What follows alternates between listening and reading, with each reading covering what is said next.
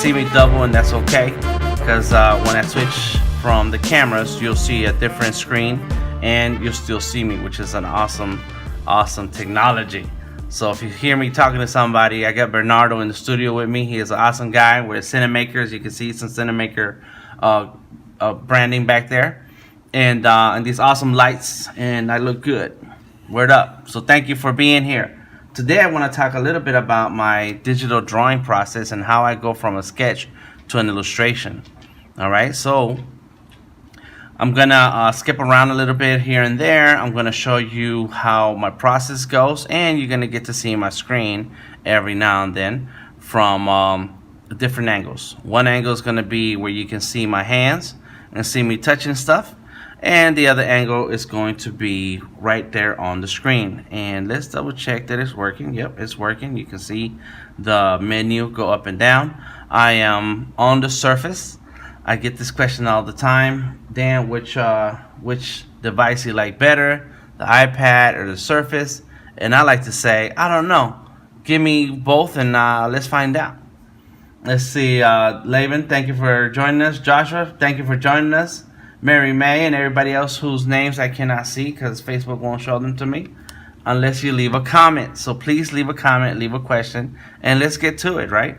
All right, so I do like the Surface a lot, and this is the Surface Pro 5. Big ups to the Surface team for giving one away to little old me at Adobe Max last month.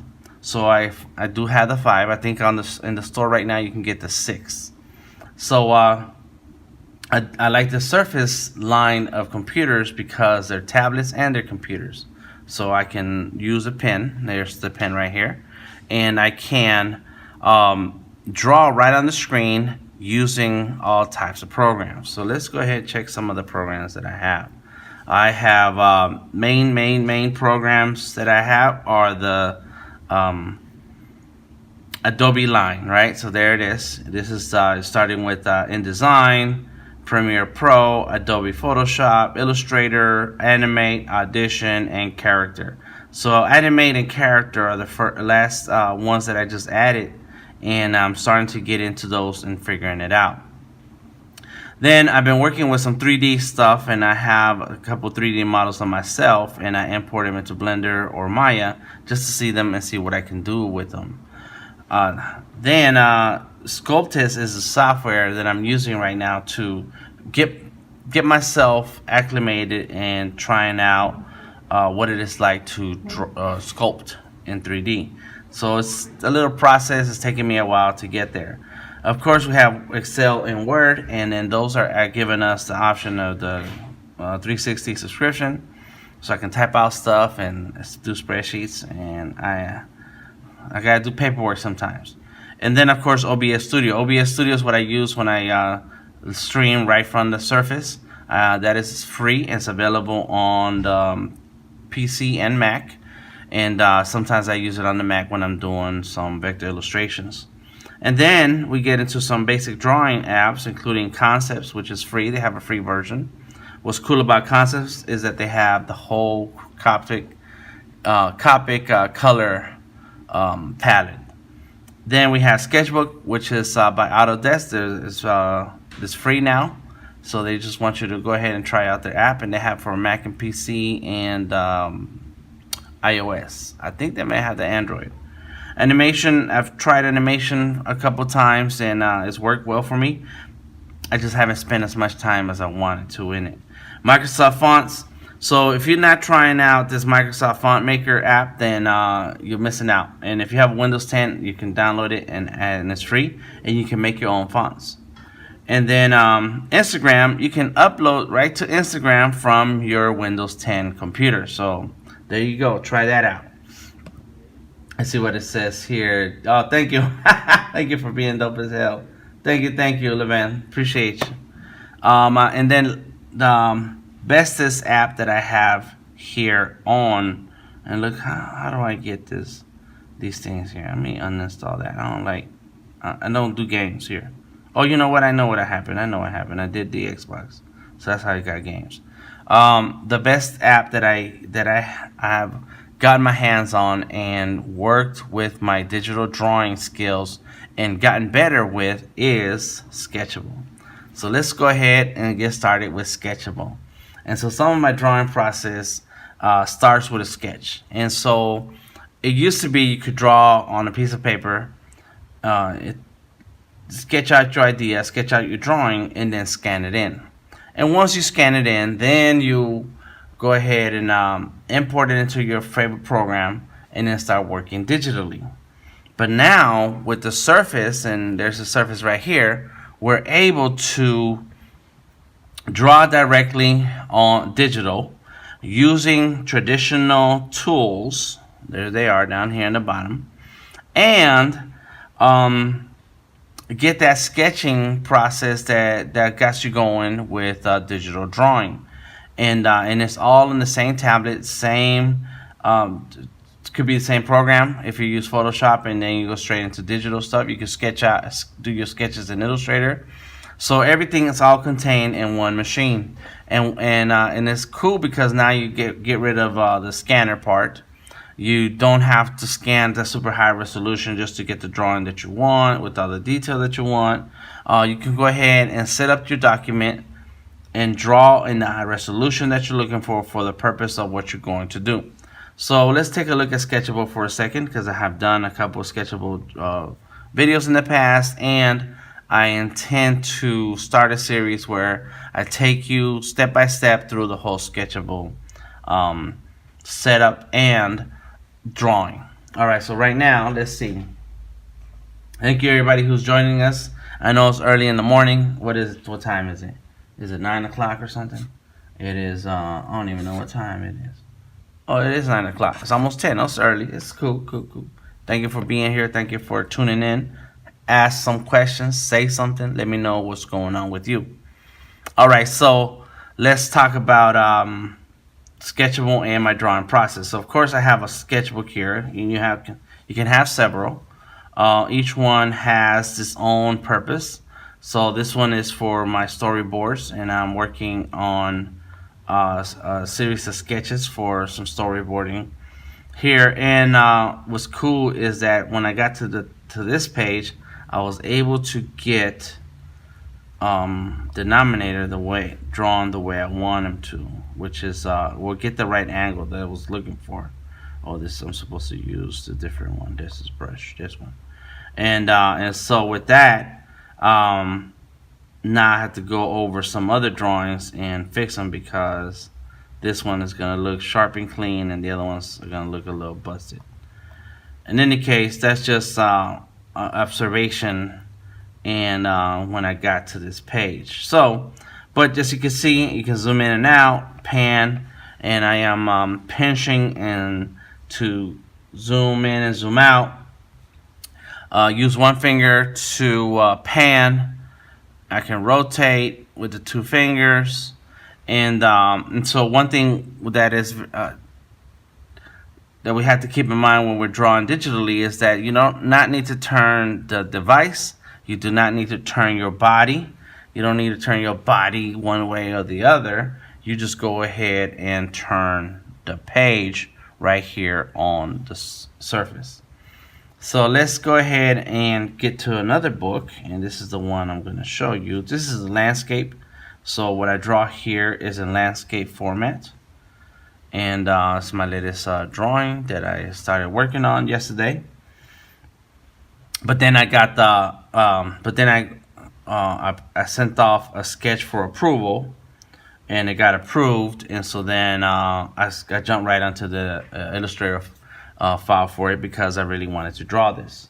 I wanted to try my hand at it and see how I can make it look. So let me double check what we're looking at over here. Wi-Fi, gotta go into the internet.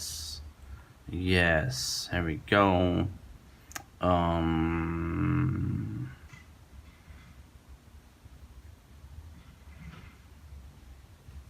There we go. All right. And so first was the sketch, right? First I had to do the sketch to see if they were going to like it.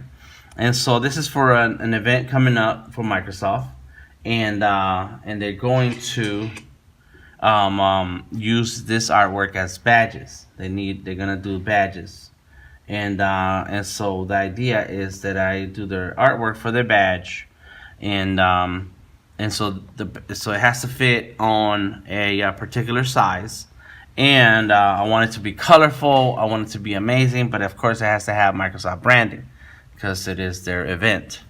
So they gave me some ideas. They told me what they had in mind, and somehow Minecraft came up. So that was one of their ideas that they wanted to see. Drink your coffee.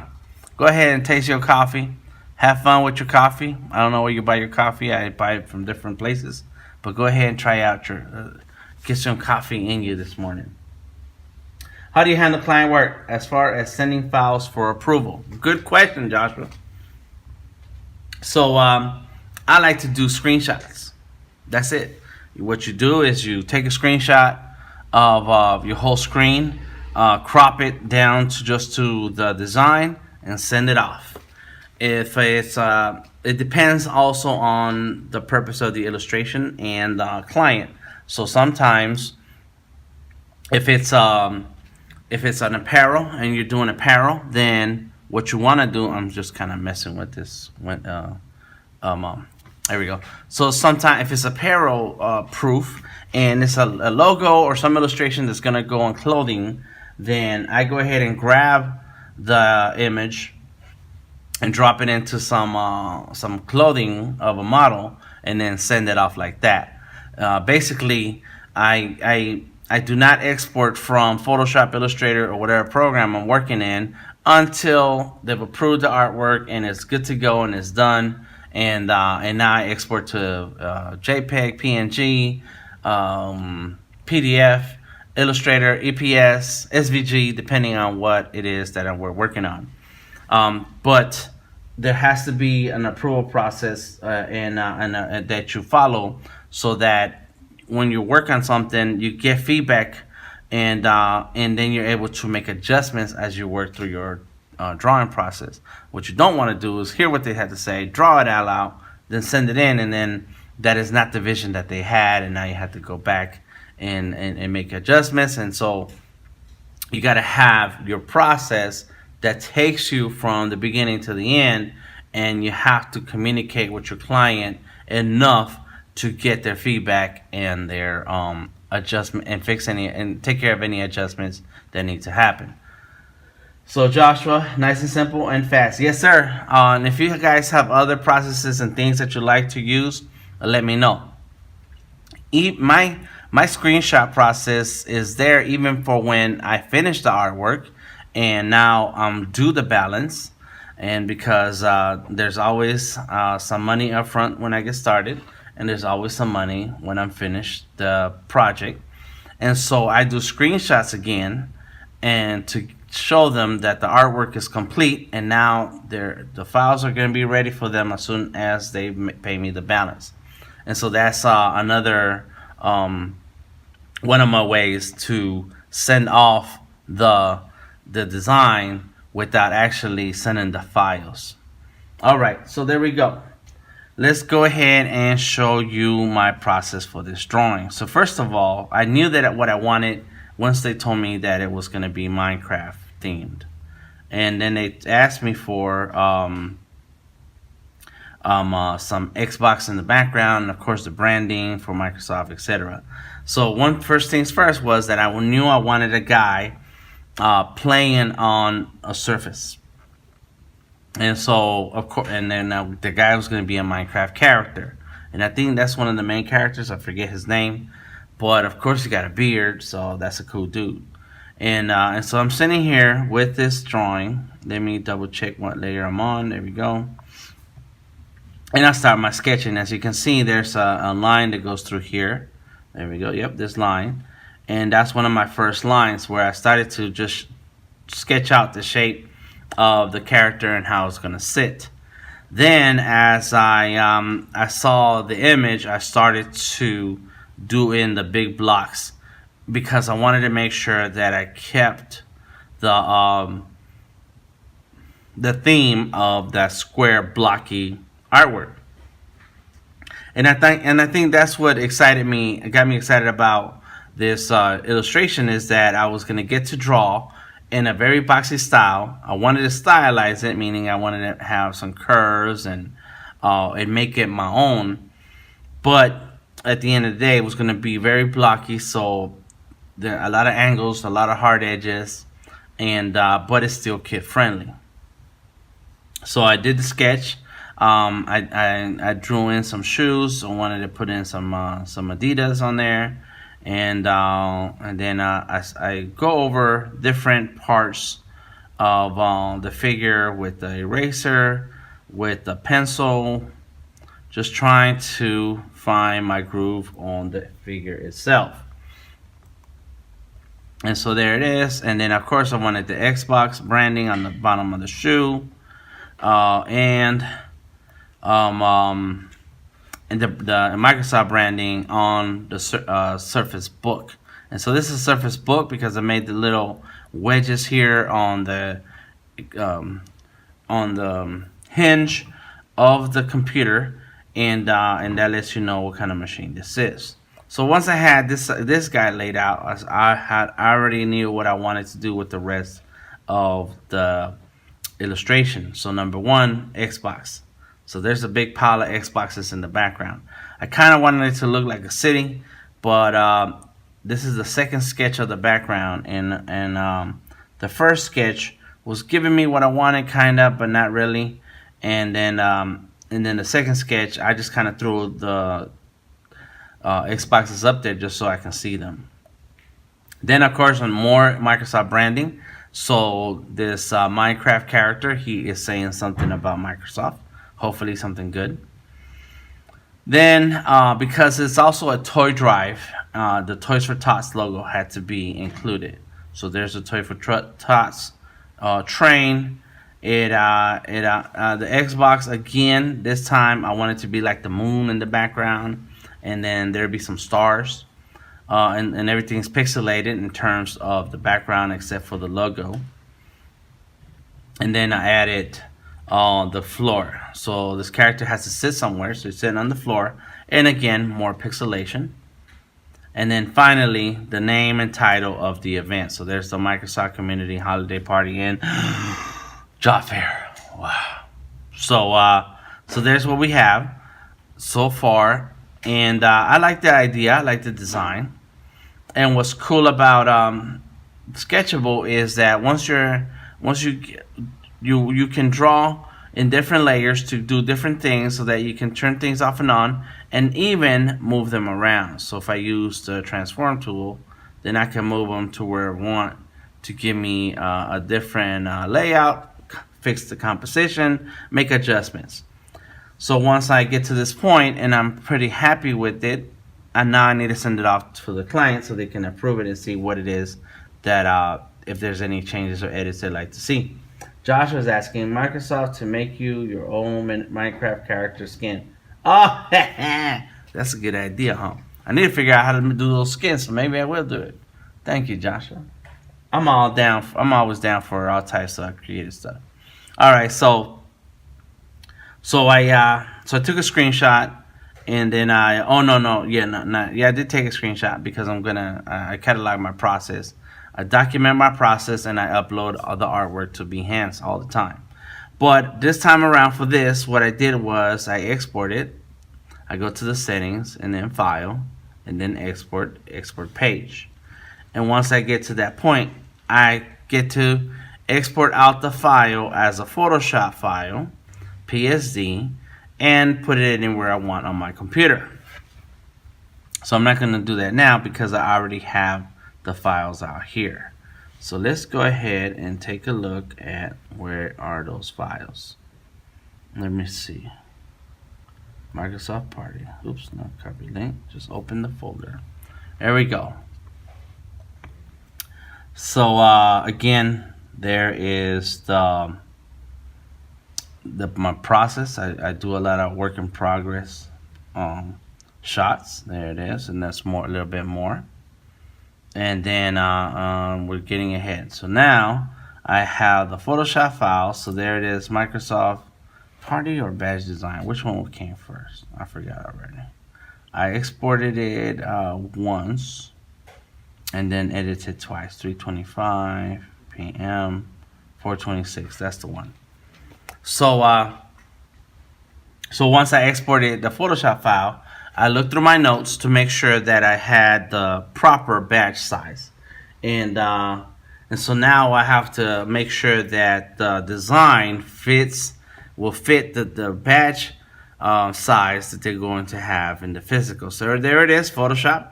And see, that's what I like about Surface, is that you can have easy to use drawing app like Sketchable. It sticks to the basics. It gives you the tools you're going to need to do the work you want when it comes to digital drawing. But then it gives you the option to export to Photoshop, where you can continue working on it and then add all the extra stuff that you want to use for a finished product. It all happens on the same machine. Not only can I use Photoshop and Sketchable, I'm going to use Illustrator. And it's all happening on one computer. So there, you choose for yourself what you think is right and for your workflow. So let me go ahead and let's brighten up this screen, see if that's going to work. And no, it's not better. I wanted to see if that was going to help those that other camera. Let's go with that. All right, there it is. So now that I'm in Photoshop, now I go ahead and check my measurements. As you can see, it's going to be a 1/4 page design of a 1/4 page of an 8.5 by 11. So now I need to go ahead and resize my canvas. I had a big canvas to work with. I always start with 11 by 17 with Sketchable, and then I size it down once I export out to keep working on it. And in this case, it was 4 1/4 by 5.5. There's my canvas. I got my guides set up so that I know, and then I cropped the canvas down to fit, and I moved things around so I can fix it. So once I move things around, you'll notice that the character's head is kind of going over that logo. That logo's a little low, so there's some of the Xboxes can be seen right there. But when I open in Photoshop, I still have all the layers that I use in Sketchable, which is great because then you can still turn things off and on, and you can make adjustments all in its own layer. It's important to work in different layers so that way you're able to make adjustments without interfering with the different part of the artwork that you don't want to touch. Joshua's all involved. You should go check out Joshua Pomeroy. He is on Facebook. He does a lot of digital artwork, and he uses a Google app for his digital vectors, and I forget what it's called. But what's crazy is that is a web app, and it's available in your browser. So you should go check him out so you can know more about it. All right, let me see what he says. Do you know Cinemaker works on Android? I love to use it with my Galaxy Note. Joshua, that is on the pipeline. It is not ready. And there is a Cinemaker app right now, but it's a little bit dated, and it doesn't have all the updates that the iOS version has. So right now you're gonna need to use iOS. Come on over to the dark side. Get you an Apple device. Get your iPhone, an iPad, and just join us. Just come on in. Come on in, bro. Come on in. Visit Center. Oh, there you go. Bernardo. That's right, Bernardo. He is in that house. We need to be friends on Facebook, Bernardo. He's a cool dude. All right, so I keep talking about Cinemaker and so on. Let me show you the phone. There's an iPhone right there. That iPhone is showing you this angle. There it is, right? And then I have a iPad over here, and this iPad can show you everything. All right, and then of course I have another iPhone, which is where you can see me now, and you can see the background and so on. We're in the Cinemaker studio right now, just having a good time, and I think I moved the camera too much. Now the reason why there's a lot of wires, and I'm breaking off into the Cinemaker thing. What's up, Michael? Good to see you, brother. We need to continue that conversation about Ohio. I don't know about the cold, bro. I need to get me some boots. But I'm glad you're here, and others who are joining us, Mike Lancet, and it doesn't show me all the names. So if I don't mention you, sorry. Leave a comment and I give you a shout out. Sally, tag me. All of y'all tag me in your work. I want to see your work. I want to see what you're doing. I want to take a look. But as I was saying, what was I saying? Cinemaker iOS, and I was going off into a tangent. Oh yes, so I'm using all these wires because I'm drawing on the surface, and in order to show you my screen like I'm doing here right now, I need to be able to tap into an encoder that then taps into the Ethernet, and then you can see it all in Cinemaker. So Cinemaker works one of two ways. One is connected through Ethernet cables and working together in a network to stream from the iPad, or two, and that is the way that I've been doing it for a long time, whenever Wi-Fi is available and not a whole lot of people around to interfere with the signal, is using straight Wi-Fi. So in those cases, you don't use your screen to show off what you're doing. You end up using the other method where you have the iPhone aimed at whatever you're working on. And so cables, yeah, you see cables. Bring your coat and cables. Thanks, Michael. Yeah, and I don't like the cold. But with when you use Wi-Fi, then the iPad communicates with the iPhones, and the signals from the video, the audio, go straight into the iPad, and from the iPad out to the internet, and it works really well. I really like it. I've been making a lot of adjustments and upgrades to the app, including for those of you who are Mac users, and I have a PC here, but I got a couple of Macs.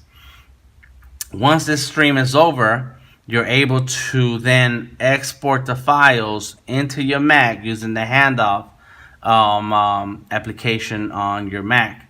And so your Mac will communicate with the iPad, and all your files will drop into the Mac and open in Premiere, and then you'll see everything all lined up in order so that you can then edit a little bit extra and then go ahead and publish. So there's a lot of goodies that come with Cinemaker, and here's the craziest part. It's free. And for free, you get to use 2 iPhones. I think they made it up to 4. But you can use the app for free already. Just download it from the App Store and go ahead and have a good time. So I'm going to do a whole series on how to use Cinemaker real soon. Because to me, it stepped up my game when it comes to live streaming. And as you can see, I'm all into live streaming. I like talking and showing off my artwork. Okay, so there goes my little Cinemaker spill. All right, so we're in Photoshop. I made adjustments to the image. Thank you, sir. Thank you. I made adjustments to my image, and I am ready to send this off to the my client so that they can then decide whether or not to edit the changes. So what I like to do, if you're on Windows, all right, it only works on Windows 10. So if you're not down with Windows 10, I don't know what you're doing with your life. And let me go ahead and get myself my Windows 10. One thing that I did was get rid of my taskbar, and now I don't like it when it goes away. Automatically hide. There we go. Let's turn it off. Get back. Come on. There we go. Bam, bam, bam. And so there is Windows Ink. What is it called? Windows Ink? It's called Windows Ink, something like that. I forget what it's really called.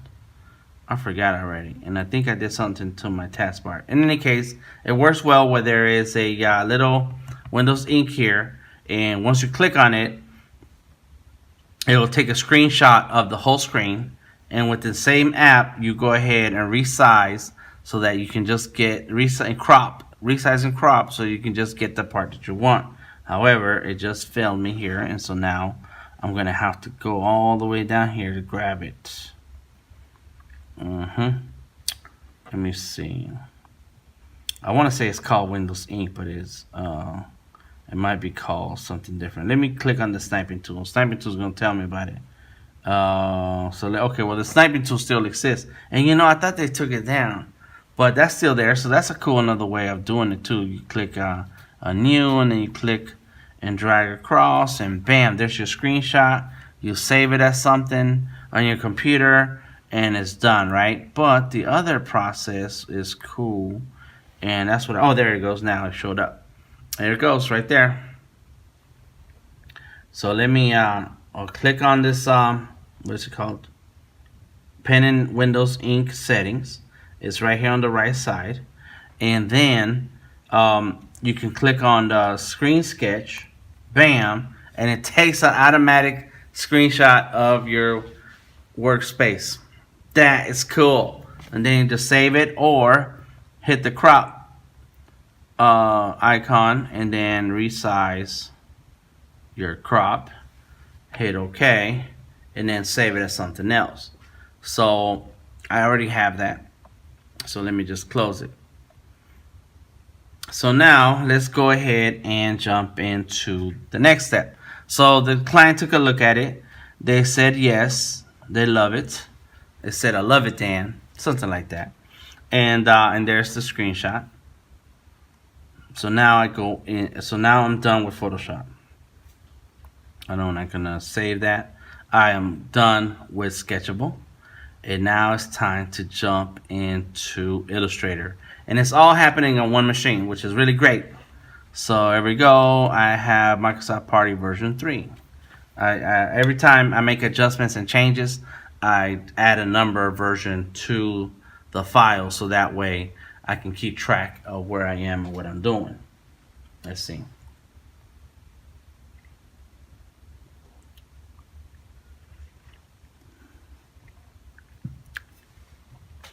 Here we go. Okay, so I kind of jumped ahead to show you the big illustration already, but let's go ahead right here.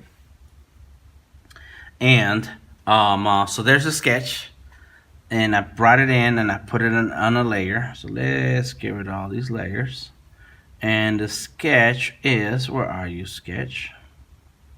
And let's unlock all of that. Huh. It was original. There it is. Bam. So I bring in my file into a folder in Illustrator. And now I start drawing over it. And so right now, side by side, because I've already finished the illustration, and I move it over to the side so I can take another screenshot, but also so I can make sure I got everything that I wanted to show from the drawing on the new illustration. So as you can see, there's the character, there's the background, everything the way I set it up. So the first thing I did was to work on the character. And I started with the head. First and foremost, let's go ahead and do the head. And at first, I looked through a bunch of Minecraft artwork, and at first what I was going to do is give it a hard outline, like that's my style, and then color in the pieces so that I can get that Minecraft coloring and look. But as soon as I did the outline to the head, I started debating line weights. And I did the eyes, and I was debating the line weights. And that's when I said, you know what, let me just go ahead, make this simple, and go ahead and no lines. Just do no lines. It's all shapes. I'm going to go hardcore with this illustration and push myself. And because this is going to be part of a Microsoft event, then I want to make sure that everybody who sees this hardcore artwork and asks, who did that? So there's the head. The head is broken up into, the head layer is broken up into several layers. And we have different layers, including the shadows, the hair, the eyes, the mouth, and the nose, and then of course the head. So there's the shadow, the hair, the eyes, the mouth, and the eye and the head. So my order when I create is first I did the head, then I started with the hair and the eyes, so that I can establish where things are gonna go, and then I jump in with some of the nose and the eye, the mouth, and then finally the shadows. The shadows I leave it last. Sometimes I work with shadows first, depending on the artwork and what it's for. And since this process, I don't use it much when it comes to no line work. I had to take my time and figure it out and on how it's gonna build out the image so that I can have all my angles and that 3D look, that very boxy look that Minecraft is known for. So that was the head. I got the head down, done. Of course, let's take a look at our drawing. And so when I was looking at the character, I started with the character because that is the main focus, the hero of this image. And then I said, well, let me go ahead and jump onto the hand, since that is very prominent and big on the right, and then move up on that left arm and up to the shoulder. So let's see about what I did there. So there's the right arm, bam, right hand, bam, and then the right shoulder. Where are you? Left hip, right leg, left, right. And so as you can see, the order of the layers determine how it looks in the illustration, or what's in the front, what's in the middle, what's in the back. So by me adjusting where that layer goes, it gives you the illusion of depth and foreshortening, all those good things. So then, after I did the arm, I jumped onto the foot. So there is the right foot, and of course that foot had to be further out and above the hand layer, so that it can be looked further out in front of the illustration. And then the right leg. There's the right leg behind the hand. Behind the hand, because some of the pants, as the hand is out here, some of the pants, you can be able to see it from the back of the hand, but the foot is in front of the hand. All right, now let's go ahead with the hip. I did the hip and the left leg. I ended up doing them together in the same layer, but those layers, of course, are broken down by the shadow, one element of the design, and then the shape of the blocky legs. So it's a process. I work my way through all this as a process. There goes the shadow, and the shadows give that character the angle so that you can see the bends, and it makes it look like a 3D shape. So then, of course, he has a surface. So I put the surface over the knee. He's going to have to hold the surface with his hand, so the fingers of the hand go above the surface on a layer that is in front and above. We got to draw the torso. There goes the torso. He's leaning back, kind of all crooked, kind of how you look at the internet when you're in the couch. The left shoulder, there it comes. The left arm, and as you can see, you can only see a little tiny bit of the left arm, but there it is. I had to do a whole shape with shadows to show that left arm. And see, if I did not put a shadow, that's not too bad. A shadow looks cool. I'm gonna leave that shadow. So little by little, I'm building the illustration. Then the left foot. I wanted to make it Adidas, but I figured that would be too many logos here, and especially a logo that's not a Microsoft logo.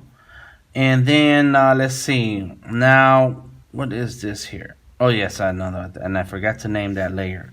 So at the end of this, I had already submitted when I got to the end of this, and then later I came back and I said, well, let me add the glow because he's looking at the computer screen, so there should be something there he's looking at. and it's causing a glow. So then there's the glow, right? So now you have the brightness of the screen, and because their screen is bright and shining, then there should be some kind of glare on his face. And there's the glare, and that's the last layer I did, and I forgot to name it. I'm not gonna go through that process right now, but you want to name your layers. You want to know what it is, what you're looking at, especially since they may want the Illustrator file so that they can print in other sizes besides the badge, maybe make some signage out of it, and which is why I'm using Illustrator, even though the badge is this size. I created a vector file so that it can be exported to whatever size you're looking for whatever purpose. But you name your layers so that the next designer or printer gets a hand in on your file, then they can make it really easy to edit out or edit things and find it where's it at. All right, here we go. So that's the gamer. Bam, got the gamer. Got my original illustration. So now you can look side by side.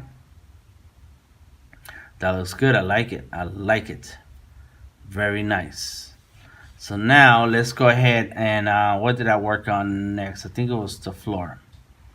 Where are you, floor? Because I moved things back and forth, back and forth. Thank you for joining me. Those who are here. I'm just going off my, showing off my skills on this illustration. So the floor, it started very simple. I added all these shadows later. But I knew I was gonna add the shadows, and I knew where my light source was going to be. However, I needed to work on the floor first, and so you got your basic a background for the floor, but then let's make some pixels. So I added some pixels, but I curved it so that way it has volume and then it has distance. And so there it is. I curved the file, the floor, and I made all those vectors. This is all hand done vectors. There we go. Bam, there goes your anchor points. Everything here I used my tablet connected to my Mac, and I used a pen, the Wacom tablet, and I was tapping on the tablet, looking at it on the screen, and it was anchor point, anchor point, anchor point.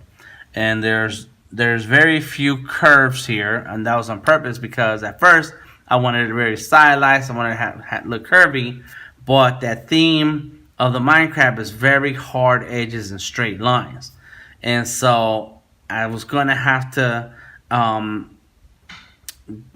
go with that styling. But then I made my angles all I made them very angular. I gave them extra. I did not make them very straight, so that way it still looks stylized. It gives me the flavor that I'm looking for, but I'm still following the very hard angles and shapes that Minecraft has. So that's why in the floor you see pixels, but there's a curve on the floor. That way it gives it a different flavor, right? So once I did the floor, and later on I came back and I started adding in some shadows so that it has an effect on it. And there it goes. And now that I'm looking at this, I'm wondering, what is that line? And you know what? I needed to fix that. That's okay. I think it looks fine, but now I know where that shape is coming from. Stuff that you notice later, and you start questioning what you did and why you did it. All right, so there it is. That's the floor. Lock it. If you guys have questions, please say something. And then came time for the Xboxes. So let me show you what I did. First, I made some Xboxes. So there's two Xbox Ones right now that are brand new, the X and the S. I don't know much of. I think there's the biggest difference 4K, but I don't never really try either one of them outside my budget. And so I drew them first so that I can have the shapes ready and then use them throughout the illustration. So I did not need to download anything. I just made it up. I eyeballed it. Just did a quick using shapes. It was very easy. And then from there, I created a whole nother folder where you are, Xboxes. There it is. Turn it on. And I started adding them to the background. So bam, there goes one right there to the left. There goes that one. Then that one. So I start adding them in and made them like crooked buildings in the background. And there he goes. That was good. I was like, I like that. I like it. I don't know about you, but I like it. Inside of each of these designs, I made sure that I had enough detail and layers to show a little bit of the detail. So we have a rectangle for the background that gives us that the base and the slot where the CD goes in, and then of course the shapes in the front to show us the body of the Xbox, and then the button. There's the button. The same with the other one. Let's lock that one up. And then we have, of course, the base and the slot for the disc. Another rectangle for the top of the case, the bottom of the case, the button, and then the infrared. There it is. Done just like that. That worked. That worked pretty good. Lock it is out the way. We're back here now. Cool. So the next step was to go ahead and do the background. So let's start with the background. Just checking messages. Anybody guys got a question? Please say so. So background, bam. And of course, I want it to be nighttime. It took a while to get to this color, but we're there now. I have a couple of things working here in this layer. Number one is a gradient, and two is the base color. So the base color sets the mood, but the gradient gives me that depth. And I need to have a gradient because I wanted to have the Xbox logo up here. So where are you? The Xboxes, and it should be right here, but I guess I call it sky. So this is the shape for the Xbox moon, and then there's the Xbox. Poof. So in here, what I had to do here was to create a bunch of pixel squares. I just made a bunch of squares, and I peppered it throughout, kind of showing that it kind of started strong and then broke off and faded out. And I made up my own Xbox logo and encased it around a field of pixels. It was not hard to do the logo. It's just a matter of doing a circle, get your knife tool, cut the parts that you want, and done. Or you can also make a circle and use the pen tool to make the shapes, and then use the Pathfinder tool to cut out that X. It's pretty simple, very cool.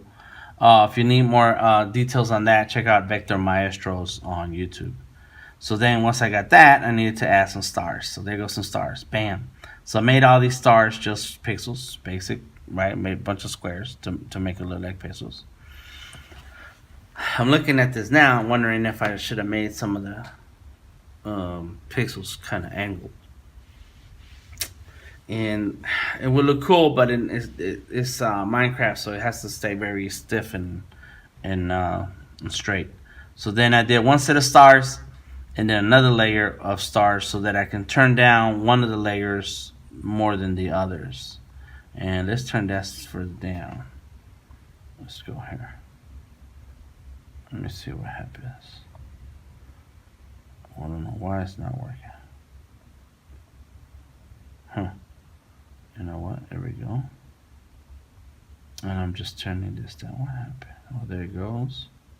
And there it goes. So that way, they're kind of, some look faded out further away than others, and so on. It's just a visual effect. Come on. Nope.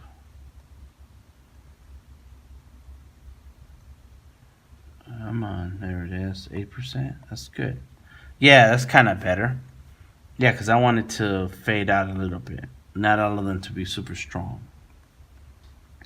Bring it back a little bit more. There you go. 29 is good. Lock it. Get this other one. And that one's good. That one's good. So one strong, one lighter. And I don't like this bunch down here. Why is there such a bunch? And let's grab those and I'm starting to do edits and I didn't mean to do that. Cut and cut it again. Don't have my keyboard, otherwise I've just been doing delete, cut. One more, another cut. There we go, done. So that's good. There we go. So yes, it looks like a little bit too bunched up there, and that's yeah. All right, cool. So then I had to put in some Microsoft branding, and then I did more on the background. So there goes the Microsoft branding. I downloaded it with the logo so I can get the correct palette. But I made my own squares because it's real easy to make squares. And then I made a square for the speech bubble. And so there goes the Microsoft logo. And then I added a shadow to the Microsoft logo so it can stand out a little bit. I didn't want to make it too dramatic. I want the colors to stand out and the speech bubble to kind of be there but not to overtake or fight with the artwork of the logo. And then once I saw this, I was like, cool, the background's still missing something. And so I made a couple extra layers to include a gradient. And then I did another one so that I can play with the darkness and shadows and get the kind of effect that I'm looking for. And one thing to keep in mind is that this is something I realized a few years ago and I realized this after studying a lot of traditional artists, is that you're not going to get the effect when you're painting. You're not going to get the effect you're looking for with the fresh first or second brush stroke. It's going to take a series of layers to build the image, to give you that tone, to give you the brightness, the darkness, the shadows, the detail, and to make that image stand out. And as I realized that a few years ago with my Azteca Moderno series, then I started to get to put in more time into the paintings. I started to put in more time into getting the effects that I want, and realizing that I should be a little patient, because I would get frustrated that my artwork is not coming out the way I see other artists' artwork show up. And so I started to apply the same idea to vector, is that you're not going to get that effect you're looking for just because you did one or two shapes and now it should look the way the way you think it should look based on somebody else's talent and somebody else's artwork.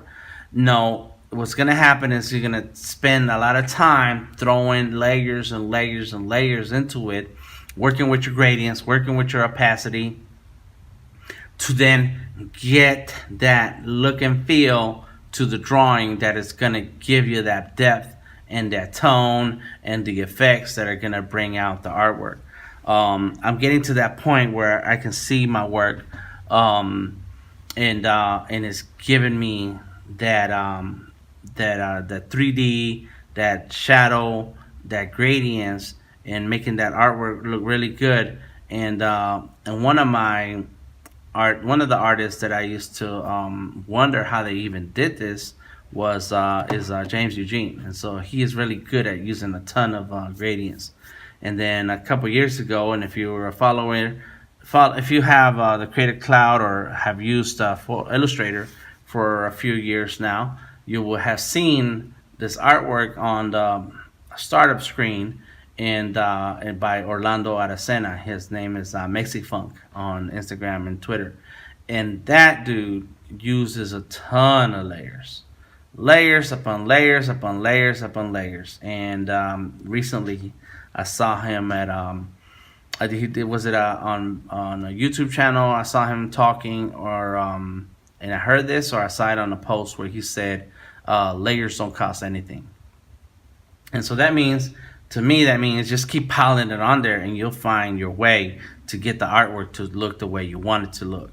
But it's going to take layers. It's going to take layers upon layers upon layers. And that's what we have here right now.